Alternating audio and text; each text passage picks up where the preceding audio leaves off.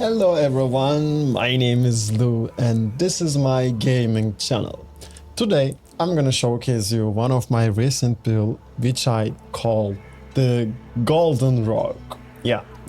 But first of all, let me remind you that my channel is generally in Turkish, which is my mother language, but build videos on the channel are always gonna be English. So if you don't wanna miss out, please be sure that you're subscribed. All right, let's deep dive into the build right now. So, as you understand from the build name, we use legendary bow and dagger for this rogue build. That's why we called it Golden Rogue, you know what I mean? So yeah. And main thing about this build, we utilize only basic attacks. Yeah, I know. It's like main thing for me now because since Ring of Determination and Battlecry Ring are nerfed, I think that's the best option to utilize basic attacks with Jade Ring. Like Jade Ring is shining out of its way right now because of the other options are less valuable, let's say. So we use Lacquered Bow as a main weapon, let's say, and we use Quick Face It. Because we use lightning infusion and we need attack speed as much as we can have, you know what I mean? Like you can use sharp or you can use crit chance increase or whatever, but I mean, it's up to your personal preference, let's say. I'm pretty big fan of attack speed and I always prefer speed over damage increase, let's say. Yeah, so we use lightning infusion with the bow and other enchantments on the bow. So let me read you. It's crit hit chance increase 15% it gives per hunter marks. Okay, let me start over. So the thing about this bow, when you apply an element to your opponent, let's see top left, you see hunter marks are stacking up and you can stack up them up to 4, and when you hit maximum stack it benefits you the most.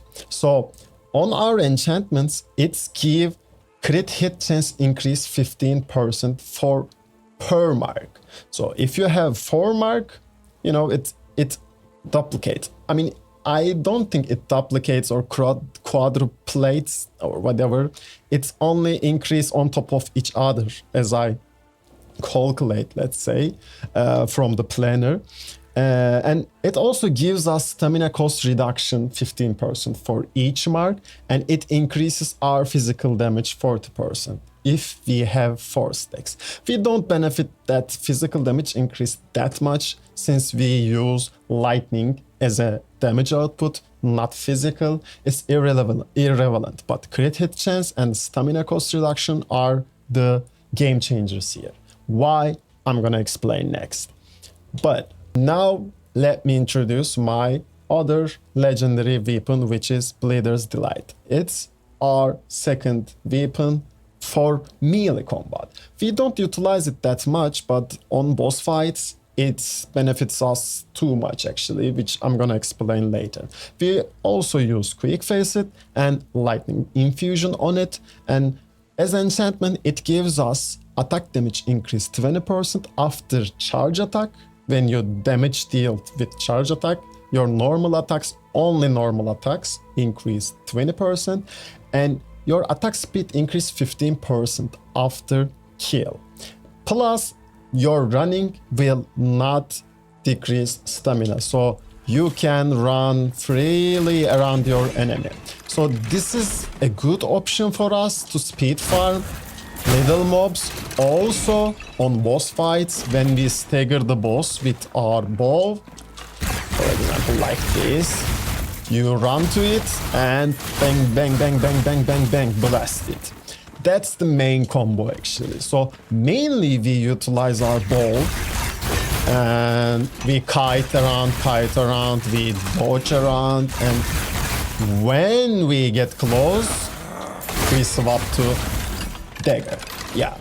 I mean, if there are multiple enemies around, we always use bow. Remember this, because it's our main weapon. Like, it's fastest weapon in this build.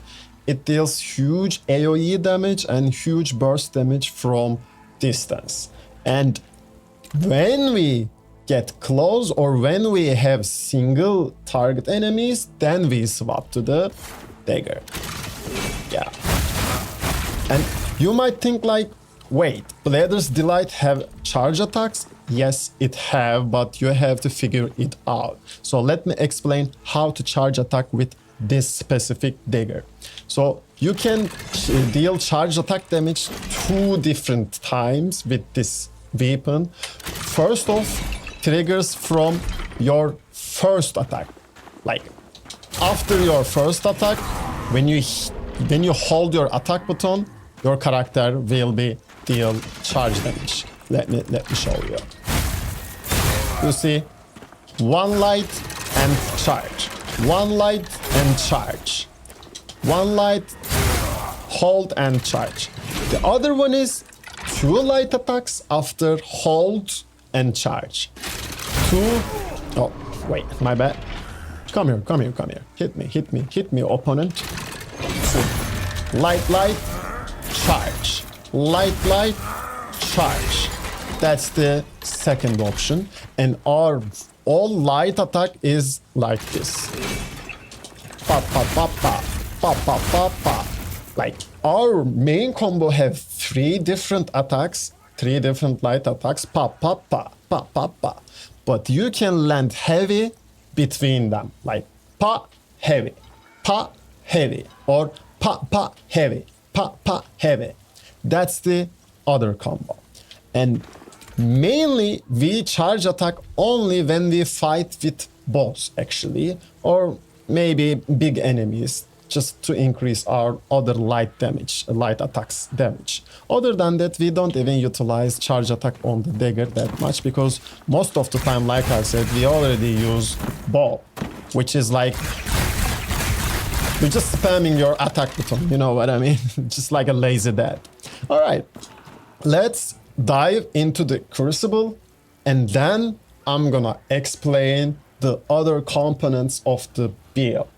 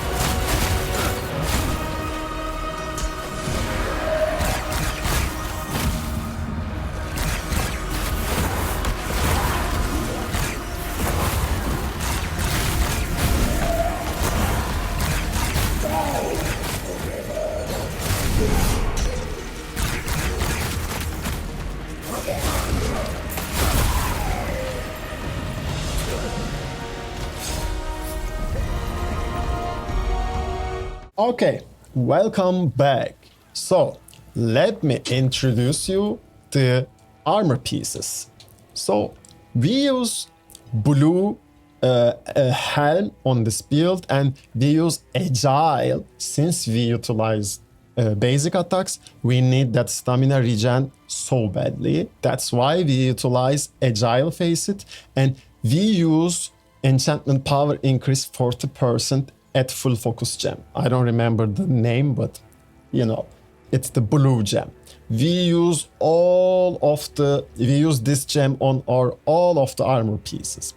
And as enchantments, there are three main enchantments important in this build, which is lightning damage, then crit damage, then armor penetration.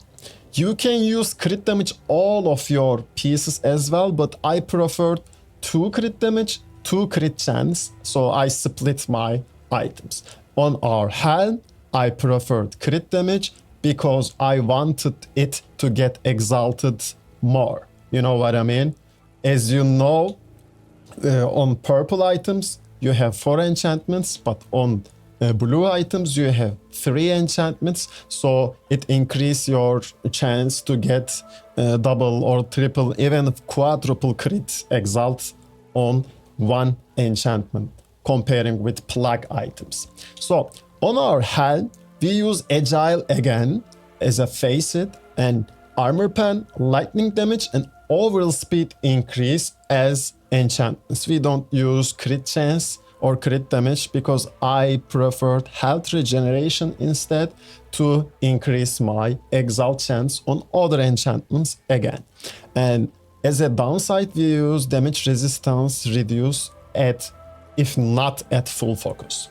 So if you carefully watched the Crucible run, at the start of the run, I full my focus bar before I swap to dagger. That's so important. That's so important because if you don't have full focus, and if you play daggers, and if you get hit, most probably you're gonna get 1 shot or 2 shot because of this downside. So always be sure your focus bar is full before you play more relaxed, let's say. Other than that, always be careful.